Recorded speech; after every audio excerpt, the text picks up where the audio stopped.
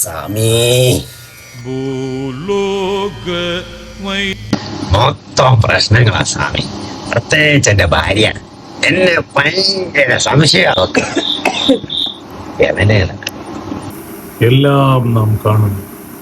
നിന്റെ ഭാര്യയുടെ ദേഹത്ത് എന്തോ പ്രേതബാധ കൂടിയിട്ടുണ്ട്. ഓ അങ്ങനല്ല സ്വാമി, അവൾക്ക് എന്നെയാണ് സംശയം. ഞാൻ എവിടെ പോയാലും അവൾ എന്റെ പുറകെ വരും. കഴിഞ്ഞ ആഴ്ച അയലത്തെ വീട്ടിലെ പെണ്ണിനോട് ഞാൻ എന്തോന്ന് സംസാരിച്ചെന്നും പറഞ്ഞ് അവളെ കാണിച്ച് പുകഴൊന്ന് കാണണമായിരുന്നു. എനിക്കൊന്ന് കിടക്കാനോ ഇരിക്കാനോ എന്തിന് എനിക്ക് ശ്വാസം വിടാൻ പോലും എനിക്ക് പറ്റുന്നില്ല സ്വാമി. തൂറാനെങ്കിലും സമ്മതിക്കുന്നുണ്ടോ? വേറെ കാര്യങ്ങളൊക്കെ സമ്മതിക്കുന്നുണ്ടോ? ഒന്നിനും സമ്മതിക്കുന്നത് പറഞ്ഞു കേട്ടില്ലേ? ഇത് നിസ്സാര പ്രശ്നമൊന്നുമല്ല. വേറെന്തര സീനാണ്. ഇത് വേറെന്തോ ബാധയാണ്. സംശയ പിശാചാവാനാണ് സാധ്യത. നിങ്ങളുടെ കൈയൊന്നിട്ട് കയ്യിൽ രേഖകളൊന്നും കാണാനില്ലടേ. ഇത് കണ്ടായിട്ട് ഈ പ്രായത്തിന് കൈപ്പണിയല്ലേ? ഇതിനെന്തരാണ് സ്വാമി ഒരു പ്രതിവിധി?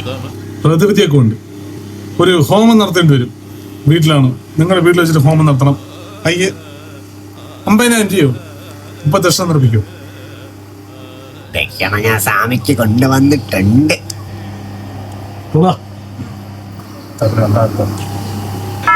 വൈകുണ്ഠപുരവാസനെ ശ്രീരംഗനാഥൻ